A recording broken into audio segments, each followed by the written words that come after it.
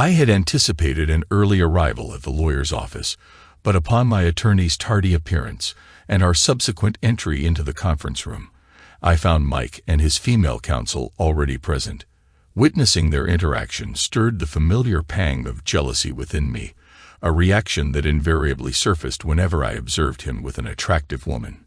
Deep down, I couldn't shake the sense of inferiority I harbored towards him. At 48, Mike remained a captivating figure, more dashing now than in his youth, towering and robust, with a flourishing business of his own and leadership in the local Chamber of Commerce. The prospect of today's proceedings not ending favorably filled me with dread, as it meant potentially losing the solace of his embrace forever. Mike barely acknowledged my entrance as I followed my attorney into the room. I felt my complexion drain as Mike's elegant, fiery-haired attorney gently grasped his left forearm just above the wrist, a gesture of assurance that she stood by him. While slightly out of place in that professional setting, it wasn't entirely inappropriate. Officially, it was a display of client support and reassurance. Yet I couldn't help but interpret it as a signal of eagerness to conclude their professional relationship and explore a personal one. I knew all too well the pleasure she might anticipate if such a transition occurred. After all, Mike possessed both physical endowment and adeptness in its use, a fact I was intimately familiar with from years of experience.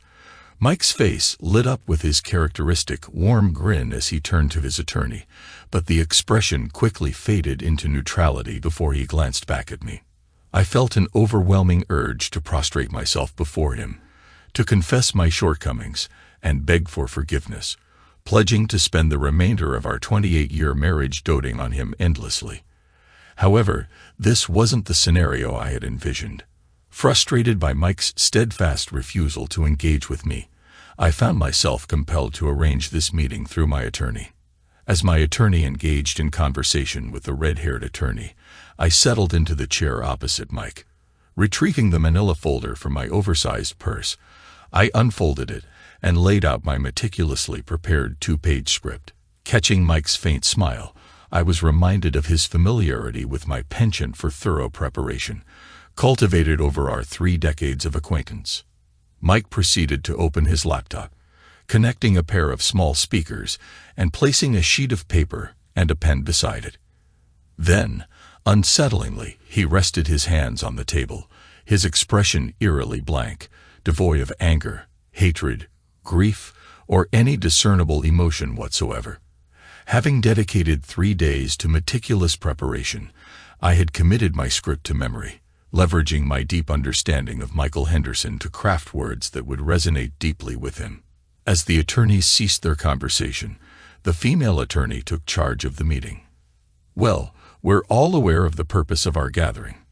Mrs. Jenny Henderson, the respondent, has agreed to sign the divorce petition under the condition that my client, Michael Henderson, listens to her for a minimum of 1 hour. If everyone is ready, I suggest we commence the hour now." With a twist of the dial, she set a small kitchen timer on the table, its loud ticking punctuating the room's silence. I couldn't shake my annoyance at Mike's insistence on involving his attorney in what should have been a private meeting. Despite my reservations, I was poised to bare my soul over the next 45 minutes, aiming to compel Mike to acknowledge his own faults, even if only partially justifying my own actions. The prospect of revealing such personal matters in the presence of strangers only amplified my discomfort. But dwelling on the negatives served no purpose. I had no choice but to proceed. Glancing at my now superfluous notes on the table, I recalled the advice of my friend Diana, who had used a similar approach to salvage her own marriage after infidelity. "Their ego is wounded," she had advised. "Begin by tending to that." Clearing my throat, I prepared to make my opening move. "Thank you for meeting with me today, Mike. I want to start by acknowledging that I was wrong in my actions. None of what happened was your fault. It was entirely my own selfishness and lack of consideration. It took me some time to realize this, but I felt it was important to be honest with you from the outset. As I reflected on my behavior, I came to understand the depth of my mistakes. However, I also recognized that our dynamic might have played a role, albeit indirectly. I believe you want to forgive me, but perhaps you need a justification to do so. My intention in speaking openly about my faults is to provide you with that justification. If our children were still at home, I might have played the keeping the family together card, knowing it would likely resonate with you. But I wanted to approach this conversation with transparency and sincerity. Glancing at your reaction, I realize that you're meticulously noting down my words. Your expression remains neutral, and you haven't even looked at me directly. It seems you're processing what I'm saying, and I hope that my honesty will eventually lead to understanding and reconciliation between us. That nearly threw me off completely. My initial words mirrored his expectations precisely, which shook my confidence. In my arrogance, I had overlooked the fact that not only had I crafted my argument based on 30 years of knowing him, but he had spent those 30 years observing me as well. I admit I was rattled, so much so that I stuck strictly to my prepared script. As I mentioned, Mike, it was all my doing and the result of some foolish, self-centered choices I made. I felt adrift with the children gone and with age creeping up, feeling unattractive and useless when I encountered Jasper through my involvement in the church committee. He was subtle, a true master of persuasion. He knew precisely how to manipulate and when. He initially presented himself as a supportive friend, lending an ear to my troubles after church gatherings, especially during your frequent absences last year. Then, one day, we were unexpectedly ousted from the church right after a meeting. Jasper suggested we grab coffee, and foolishly, I agreed. It all seemed innocent enough. He portrayed himself as a caring confidant, and I failed to realize his adeptness at dismantling a woman's defenses. Well, from coffee shops, we progressed to restaurants where he lamented about his wife not understanding him. I know it's a tired cliché, but by then I had placed my trust in him. The restaurants grew increasingly upscale, the gifts he bestowed upon me increasingly lavish. Oh, Mike, you can't imagine how flattering it is to have a man 15 years my junior attempting to court me. You would have been proud, though. It was over 4 months ago when he propositioned me, and I refused. I realized I should have severed ties with him then, once his intentions became clear, but by that point, I had grown somewhat reliant on the boost his compliments and attention provided to my ego and confidence. I paused, sniffing at this juncture, wiping my eyes with the finger I had unwittingly rubbed against the piece of onion in my pocket. It stung terribly, rendering me hesitant to touch my other eye. With one eye watering profusely, I halted, then resumed, stumbling over my words as I hesitated. Oh, my dear, I'm filled with shame for not ending things with him sooner. He took me to a fancy restaurant and splurged on a $300 bottle of Grange, even though he doesn't drink wine. Instead of letting it go to waste, I ended up consuming nearly all of it. I'm almost certain that was his plan all along. I was too tipsy to resist him by the time we left the restaurant. He offered to drive me home, and foolishly, I agreed. When we pulled into our driveway, he leaned in and kissed me, and I was too intoxicated to push him away. You know how I become after a drink or two. Then he began touching me, well, you know where. At that point, my reasoning was completely skewed, and all I could think about was getting him out of the driveway before the neighbors spotted us. That's why I suggested he park inside the garage. Admitting that I even considered the possibility of Jasper staying for a while in the car was a bit of a gamble. I understood the risks involved. I knew enough about men to understand that being cuckolded is a devastating blow to one's ego, and I wanted to assure you that no one else would ever find out about it. Well, except for the 2 lawyers, of course. Well, as the garage door was closing, Jasper stepped out of his car and resumed kissing me. As I mentioned, I had consumed most of a bottle of Grange and was in no state to resist. He took the lead, guiding me inside with my key. I directed him to one of the spare bedrooms, and to my everlasting regret, allowed him to take advantage of me. I'm truly sorry, Mike. After Jasper, finished, I believe we both drifted off to sleep. I was intoxicated, and he must have been exhausted after pursuing me for 4 or 5 months. I want you to know that I wouldn't have consented if I weren't under the influence. I would have been horrified upon waking, and I would have immediately shown him the door. Then you walked in. When you switched on the lights and entered the room, I've never felt such overwhelming shame. The anguish on your face pierced me to the core. It was then that I realized the immense harm I had caused you and our relationship with one momentary lapse in judgment. Tears still streaming from one eye, I turned to my husband with pleading eyes. After a lifetime of familiarity, I believed I could decipher his expression like an open book, gauging the success of my plea. Yet to my surprise, his countenance remained impassive. He didn't even glance in my direction. Instead, he busied himself with the laptop before him.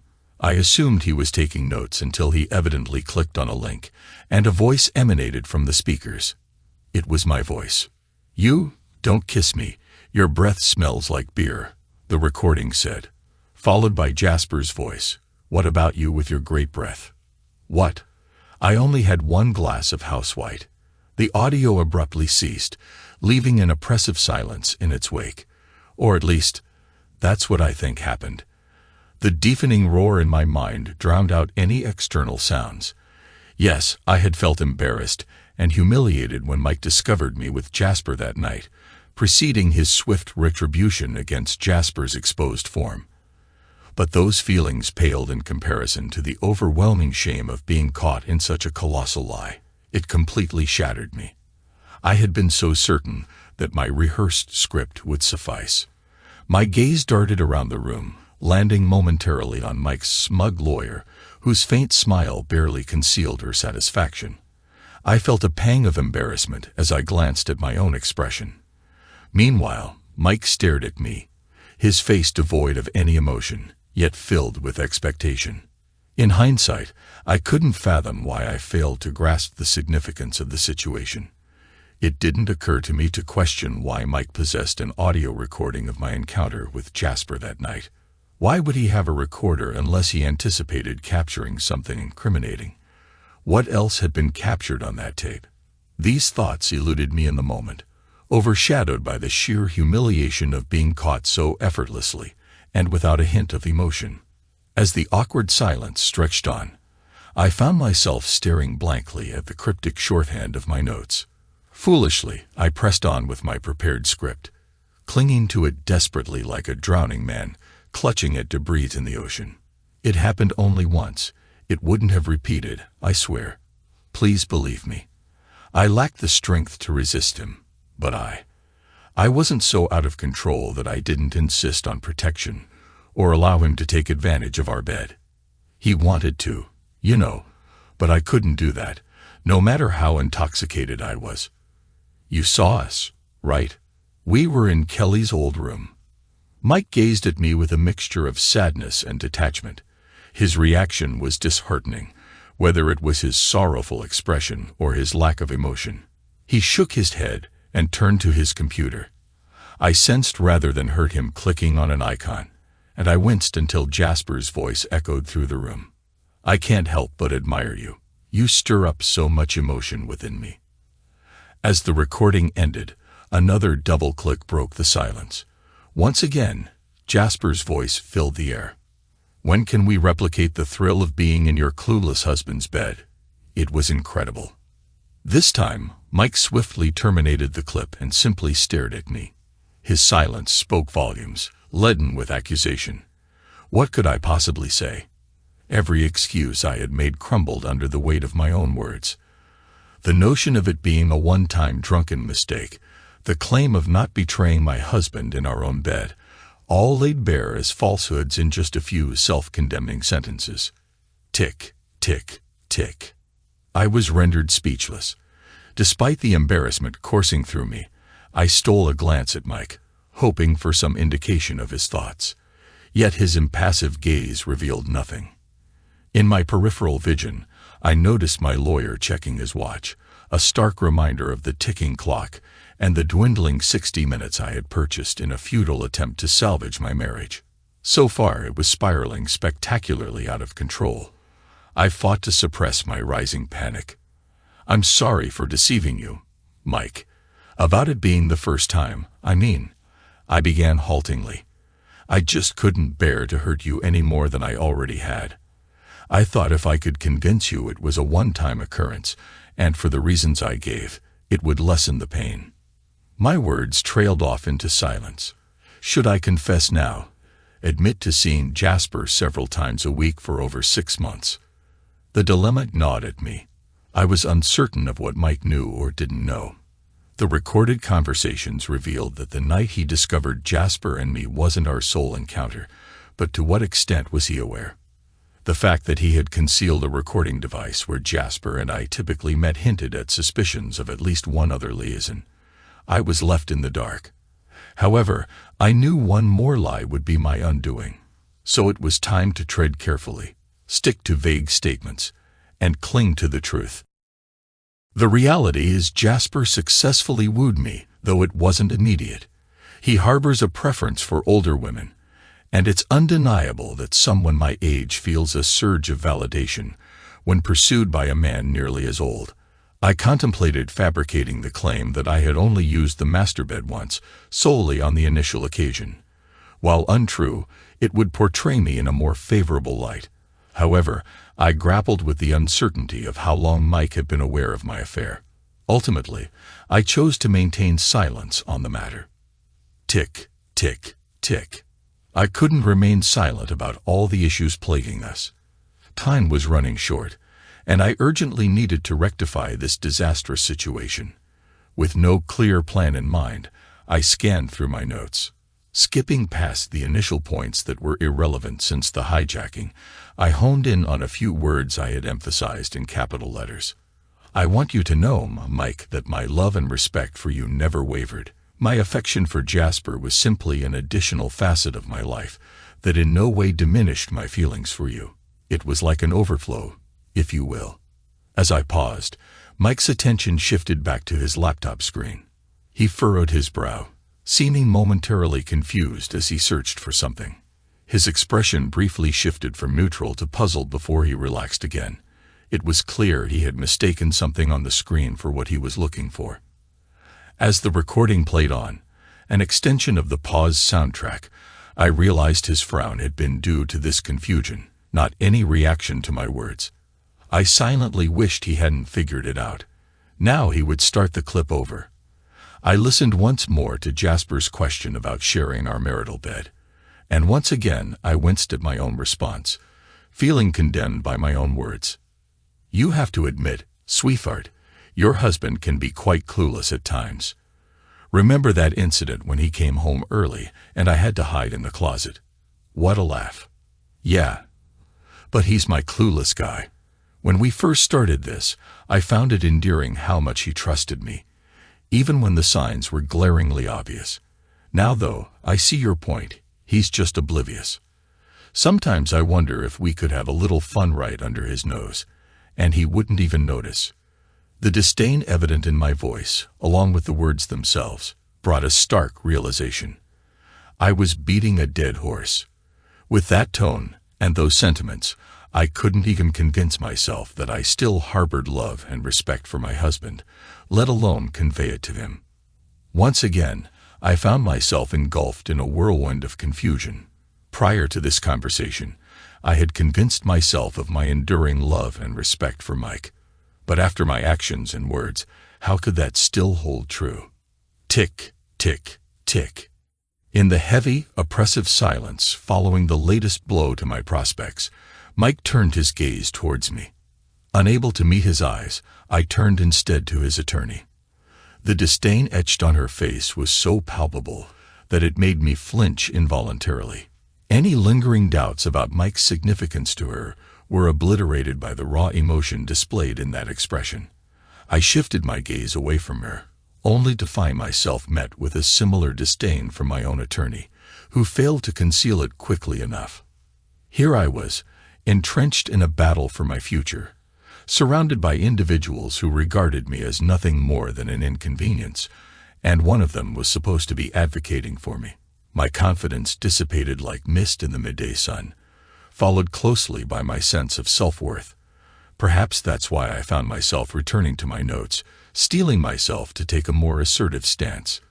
It's undeniable, Mike, that over the past 6 months or so, your attention towards me has dwindled.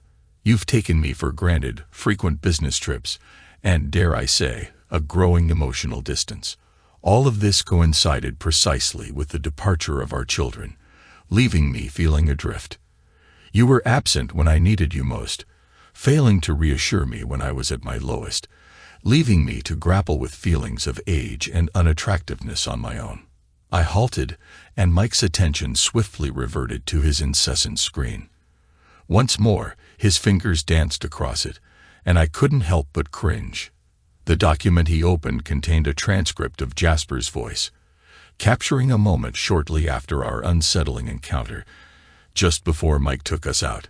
"Apologies, sweetheart, but it's been nearly 2 weeks since we've been together. You know how I like it intense. No, seriously, 2 weeks is too long. Can't we make time to see each other more often? Oh, quit complaining. It's been 2 weeks for me too, and I have needs as well, especially since you asked me to limit Mike's attention. He had a trip planned last week, but it got canceled last minute. We could have slipped away somewhere. You're only getting attention tonight because Mike had an urgent meeting to attend. I wish he traveled more often too, darling, believe me." "Well, I want more," Jasper insisted, sounding petulant. "You'll receive what I decide to give you." Once again, the playback ceased.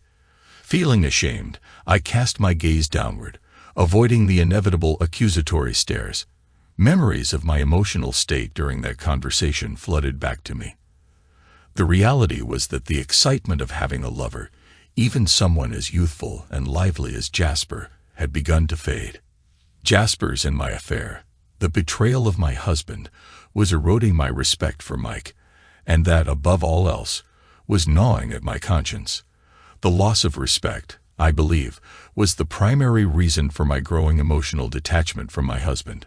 As I prepared for this meeting, intending to confront him about his supposed emotional withdrawal, I realized it was a facade. In order to justify continuing my betrayal, I had been emotionally divorcing myself from Mike. Rejecting him in bed had been a simple choice because the tenderness of Mike's touch was so distinct from Jasper's impatience that there was no room for confusion. This served as a stark reminder to me that my actions were fundamentally wrong. So I began to rebuff my husband's advances. He persisted for a while, but then stopped. Suddenly, I grasped what should have been glaringly obvious to me months ago. Mike had abruptly ceased our sexual intimacy around the same time. He started working longer hours and traveling more frequently.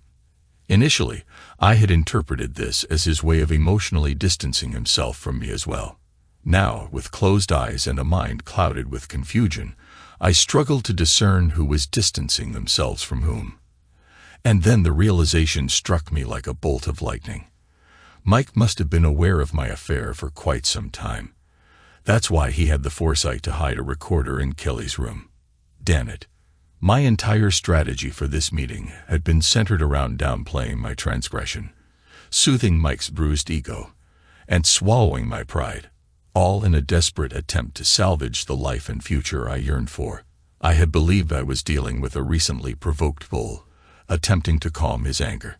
But if my suspicions were correct, and he had known about my infidelity for at least 2 weeks before confronting me, then he was far more cunning than I had ever imagined. My efforts to appeal to his emotions were futile, and I was wasting my time. Tick, tick, tick. To put it succinctly, I found myself at a loss for what to do. I excel in planning rather than improvising, hence the meticulous 2 pages of notes I had prepared. Yet time was slipping away, underscored by the relentless ticking of the clock. In a state of desperation, I grasped at my notes, searching for a glimmer of hope. Yet time was slipping away, underscored by the relentless ticking of the clock.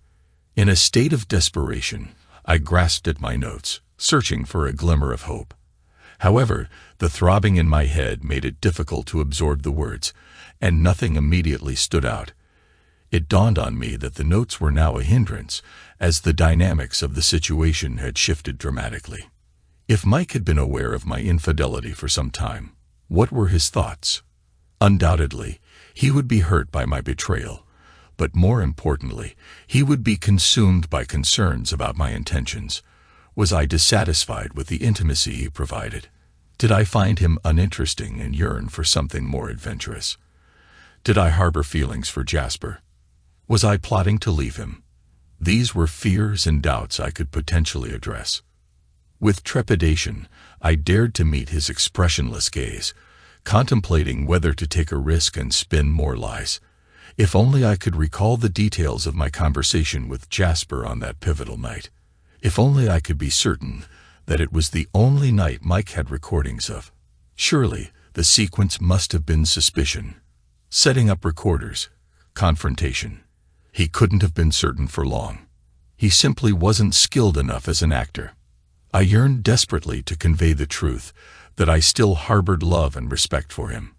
My desperation to prevent him from leaving underscored this, transcending even my fear of losing the comfortable lifestyle we shared. Yet how could I convince him of my respect when we had all heard me disparage him in front of my lover? What value was there in attempting to justify such denigration as a misguided attempt to assuage my conscience and forge a connection with Jasper? None that I could discern. The same dilemma applied to professing my enduring love for him. If I had caught him in the act of infidelity, not even the strongest persuasion could have convinced me of his continued love for me. Thus, convincing him of my enduring love and respect would have to be a gradual process. Time bought by persuading him to refrain from demanding divorce papers was now my most precious commodity. But how many seconds remained on that relentless timer before he made his final decision? One thing was certain. My next words had to carry significant weight. I steeled myself and met Mike's gaze across the table. I understand it may appear that I lost my love and respect for you, Mike, but I want to assure you that this is not the case. My love for you and our life together remains unwavering. I envision spending my days by your side, and yours alone. The glimpse of life without you, coupled with the shame I felt when you discovered my betrayal, serves as a constant reminder to stay committed to our relationship for the rest of my days. You can trust in that. Jasper was merely a distraction, a fleeting indulgence when I sought a temporary ego boost. There was no love involved, no intention of ever running away with him. Admittedly, it was a mistake, a grievous one, especially yielding to his absurd suggestion of reducing our intimacy. I can't fathom why I entertained that idea, especially after convincing myself that I was merely compensating for what I perceived as your inadequacies. He didn't offer anything more in the bedroom than you do, despite his youth, and he lacked the finesse and consideration you possess. My actions were purely driven by lust and selfishness, an egoistic escapade. Yes, indulging in physical pleasures until exhaustion was momentarily satisfying, but devoid of any emotional connection. I didn't engage in any of the adventurous activities with him that I've denied you for so long. My voice trailed off as Mike's gaze remained fixed on me, his finger finally pressing the anticipated button. Once again, the room was filled with the sound of my voice, magnified beyond measure. In the recording, my voice echoed with the most explicit desires shared during intimate moments with my partner. They say time dilates in moments of peril. The unraveling of a marriage feels akin to that, as if the world around me moved in slow motion while I remained in real time. To my left, my lawyer slammed his pen onto the table, casting me a glance filled with utter revulsion, a stark reminder that even financial compensation couldn't secure someone's loyalty at this juncture. Meanwhile, Mike's attorney shifted to get a better view of the laptop screen. It dawned on me then that the files Mike had been playing weren't audio recordings as I initially assumed, but rather video clips. The realization heightened my distress. Once again, the woman who had shamelessly clung to my husband's arm displayed her solidarity through physical touch. Mike's response was a blow that cut deeper than any intentional attack could. Though his gaze wasn't directed at me, but at the screen before him, The subtle shift in his expression betrayed the anguish he must have experienced upon discovering that the person entrusted to have his back was instead diverting attention elsewhere. As a solitary tear escaped his eye, I couldn't discern if it was an act of torment or a form of steeling himself for what lay ahead, fixated on the unfolding scenes on the screen. In the dwindling clarity of my thoughts, I grasped onto a few now irrelevant details. The timestamp on the recording indicated it was from a session at least 3 weeks prior to our confrontation, suggesting that Mike had been silently observing my betrayal for some time, long enough to discern a damning pattern. As my lawyer slid the divorce papers across the table, I found myself unable to summon any defense or justification against the damning evidence my husband, my beloved Mike, had uncovered. With effortless precision, he dismantled every rationalization, every attempt to downplay my transgressions, leaving nothing but the stark reality of our irreparable rift. It was over. In this orchestration of our demise, Mike played the role of conductor, directing each movement without uttering a word, utilizing the talents and skills of those around him. Yet it wasn't Mike who executed me. It was me. I had willingly ascended the scaffold, blindfolded myself, tightened the noose around my own neck, and pulled the lever. Mike merely provided the structure and walked away, leaving me to face the consequences of my own actions. The realization hit me like a freight train as he effortlessly triggered that final clip, without a moment's hesitation, or even a glance. He knew my every move, my every word, as if he had unfettered access to the inner workings of my mind. I had meticulously constructed my arguments, based on decades of intimate observation, forgetting that he too had been observing me for just as long, with those sharp, discerning eyes. The weight of shame and humiliation became suffocating, igniting a primal urge to flee. I craved escape, back to the familiarity of the house that still held remnants of my life, at least until the eviction notice, a cruel part of the settlement, was enforced by Mike. I sought solace in the embrace of my children, hoping they would never uncover the depths of my betrayal and would continue to love me unconditionally. Yet, the path to freedom demanded a heavy price, the relinquishing of most of my life's acquisitions. With a trembling hand, I lifted the pen and affixed my signature to the 2 agreements, a single fluid motion betraying the turmoil within. I had been taken aback by the valuation of Mike's business, a revelation from my lawyer's assessment. Surely Mike couldn't have concealed such a significant aspect of his assets for long. By that juncture, mercifully, the final recording had concluded, returning the room to a tense silence punctuated only by the ticking of the clock. My lawyer swiftly gathered the signed documents, passing one copy to the woman who had become a bitter symbol of betrayal, before stowing the rest in his briefcase and exiting the room. I remained seated, gripped by a conflicted paralysis, torn between the urge to flee and the desire to depart with a semblance of hope, a flicker of optimism, to nurture into something more substantial, a reminder to myself that amidst the wreckage, I still harbored a concern for Mike's well-being. The abrupt blare of the alarm shattered my reverie, propelling me into motion. With resolve, I rose to my feet, determined to leave behind a parting message tinged with positivity, even as the woman, now clinging to Mike's arm with both hands, exuded an aura of predatory satisfaction. Don't jeopardize your future by seeking vengeance against Jasper when he resurfaces, I implored, mustering what remained of my composure. I could never forgive myself if your life took such a dark turn. In response, Mike presented yet another damning clip, mercifully devoid of my voice, but instead featuring the sharp tone of another woman. What has that wretched boy done now? I'll tear him apart if my brothers don't get to him first. His wife, presumably. Initially, I had interpreted Jasper's silence after Mike's altercation as fear. Now, doubts gnawed at my conscience. If Jasper faced the consequence of divorce and destitution for his infidelity, it seemed a fitting punishment. But the prospect of his demise, due to his association with me, added another weight to my already burdened conscience. As I rose to bid Mike farewell, I found myself unable to meet his gaze. Whether he wore his usual inscrutable mask, laughed, or cried, each expression cut me deep, serving as a painful reminder of the harm I had caused this decent man. He had lost nearly everything I held dear, save for the house and money, and suffered a profound emotional blow. All because of me. I knew I deserved whatever punishment he might mete out.